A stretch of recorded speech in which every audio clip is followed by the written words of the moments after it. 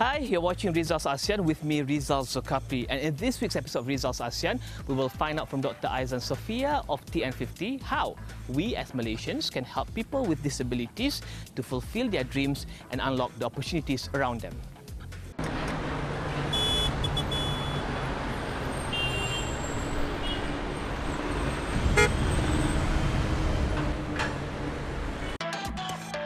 Dr. Aizan Sofia Amin is a lecturer in Universiti Kebangsaan Malaysia and one of TN50's 23 ambassadors. She lost her leg to cancer at 16. The treatment she received as a disabled person prompted her to pursue a doctorate in psychology and become an advocate of people with disabilities. Rizal's ASEAN travelled with Dr. Aizan to Yogyakarta, Indonesia to meet with disability rights activists and President of Ohana Indonesia, Ibu Risnawati Utami. Dr. Aizan and I had a long discussion about the disabled rights movement and awareness in Malaysia, particularly about women and youth with disabilities. And you also had conversations with 33 disabled women as part of your studies with regards to disability in Malaysia. What are some of their challenges and how are these challenges unique to the people that you've interviewed? I found that the majority of the challenges are just like other, disabled men in terms of accessibility. But in terms of at personal level, for example, because they are women, they have some gender issues. For example, in realizing their potential as a woman, for example, in terms of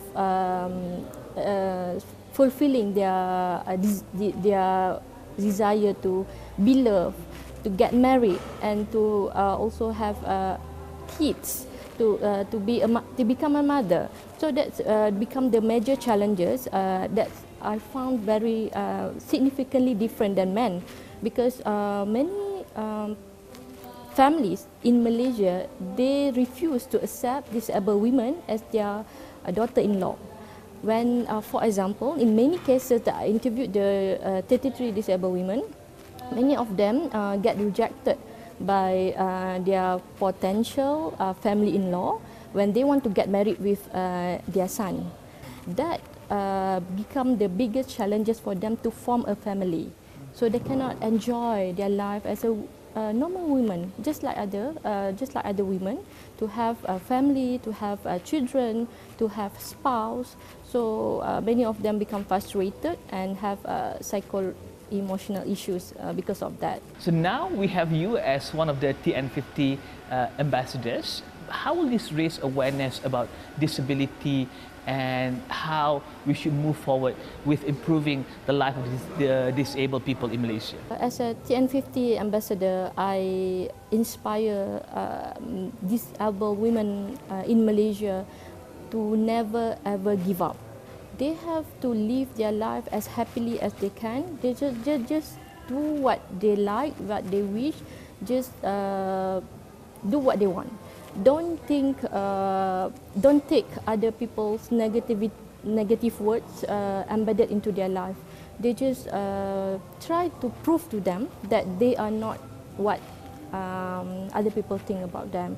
What about youth with disability in Malaysia? What are some of the challenges that they face and that is currently stopping them from realizing their full potential and also maybe hindering access to opportunities in front of them?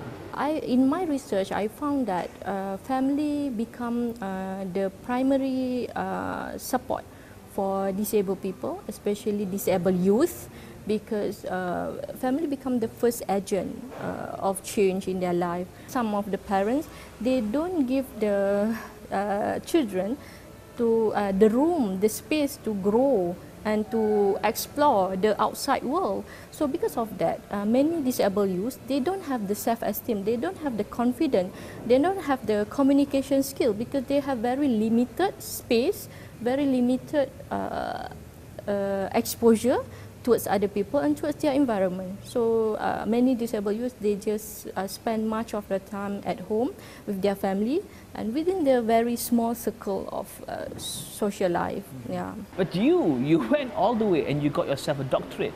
How did you do that? And did you have supportive family and friends to help you to move forward and to fulfill your potentials? I'm quite stubborn. I just want to do what I want. When I believe in something, I just want to achieve it because I have very deterministic characteristic. So sometimes I say to my parents that I want to do this. So they have to, at first they are quite reluctant to allow me to do that. But after some time, when they see, oh, I can do it. So I have proven to them that I can do it. So they okay with that. So I think for disabled people out there, sometimes they have to become quite stubborn to achieve what they want. I also joined Dr. Aizan and Ibu Risnawati as they discussed issues related to disabled women and youth in both Malaysia and Indonesia. Yeah, so in terms of women with disability in Indonesia, we're still facing a lot of discrimination. In terms of expressing our sexual and reproductive rights, it's very critical because a lot of discrimination such as people with disability being sterilized, or they have to have like a forced sterilization and without informed consent from us. So it still happens for some women with disability. Who did the sterilization? The family, they don't know much about the sexual and reproductive rights, but most of the time that doing it is the professional healthcare. It's like a nurse or doctor, because they think that if they sterilize, then if something happened like abuse or rape, so the woman cannot get pregnant. So it's crazy, but this is happening. The higher education for people with disability is less than 1%. We don't have accessibility in campus, in the university. Most of the university do not have universal design in campus. So that's why we don't know how to get into the class on in the campus. And then the second is about there is no support system in terms of scholarship for us, so we can get good education in Indonesia. And the third is about the policy, the policy barriers that still prevent people with disability to have education, just because they have requirement to be what we call sehat jasmani dan rohani. So if you don't have any good help on your emotional or your physical, you cannot get into your faculty or the school. We've been trying to strengthen our movement, just because we don't have the law, the first, and the second, we need to increase our capacity as a disabled people organization to influence and make policy change in the country. So you come in the right place, because Yogyakarta is the strongest disability rights movement in Indonesia. To create accessible city, to design what we call Malioboro accessible. Malioboro is downtown of Yogyakarta, and it's part of our pilot project to build accessible, I would say, pathway, accessible public facility, and also the government just built accessible facility around the governor building. And actually this kind of pilot project we can share because it's involve us as a DPO to work together with the government, and this is a good best practice for us because Indonesia has adopted the SDGs, and actually this is cross-cutting with SDGs 11, which is sustainable community and cities. Plus Indonesia also adopted the new urban development agenda that was, created by the UN Habitat. And Ohana is part of the group, DPO group, that also leading DPO Indonesia to ensure that the UN Habitat adopting the CRPD and the new urban development agenda. Yeah, I think we share quite a lot of similarities also in terms of we are also adopting the SGD, and we are also ratified to the UN CRPD, and we also have the action plan for people with disability, and I think we are in the, at the same level as well in terms of implementing the law for people with disability, that we have the best practice, and then we want to ensure the right of disabled people, but we still try to find the mechanism, the best way how we can enforce and implement the law so that we can make sure that the disabled people rights can be protected and actualized.